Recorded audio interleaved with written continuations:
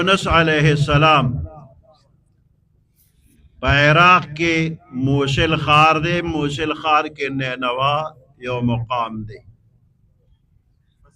او په هغې کې څه د پاسه 1,00,000 خلک وو. یونس علیہ السلام الله ورولېږه، وعظ او نصیحت یې ډېر وکړه، خلکو ایمان نه راوړه. آخر کې دمکی ورکړه چې ایمان نه راوړی نو 3 ورځې کې به عذاب راشي، هلاک بشئ. په 3 ورځ باندې عذاب یا علامې د عذاب راغلې نه وې. یونس علیہ السلام د دغه ځای نه هجرت وکړ، دریاب غاړې ته ورسېده، یو کشتۍ ډکه وه، هغې ته اشاره وکړه، اوله غاړې ته راله. یونس علیہ السلام یې کشتۍ کې کېنو. کشتۍ د دریاب منځ ته ورسېدله، په ډوبېدو شوله.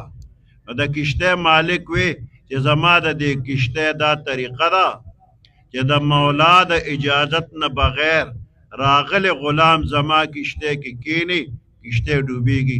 نو که تاسو کې څوک داسې وي چې د مولا د اجازت نه بغیر راغلی، نو مهرباني وکړئ هغه سیند ته ودانګئ، دا نور به بچ شي، که نه ټول ډوبېږو.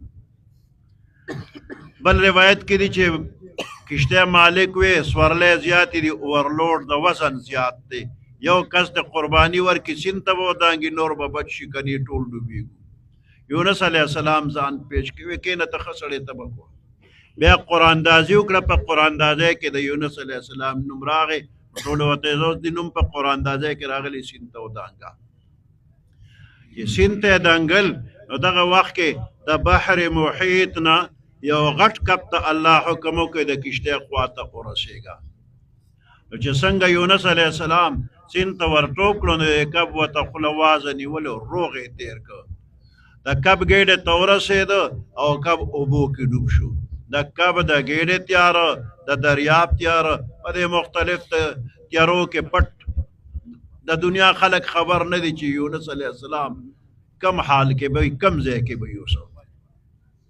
دغه ځای کې زمونږ د قرآن شریف د یو آیات تلاوت د کب ګېډه کې شروع کړو. لا اله الا انت سبحانک انی کنت من الظالمین. الله فرمای که دا ذکر نو کړي د قیامت د ورځې پورې ما د کب د ګېډې نه نه رایسته، د کب ګېډه به د قبر جوړ شو. او چې دا ذکر یې شروع کړ، الله حکم وکړ دې کب ته دریاب غاړې ته لاړ شه، په ځمکه یونس علیہ السلام واچوه. کب راغی غاړې ته او یونس علیہ السلام یې په ځمکه واچو. اوس بدن اوبړی اوبړی کچه کچه دی، که مچ ماشي پې کینې هم تکلیف دی، او که د نور شعاع پې لګي نو هم تکلیف دی.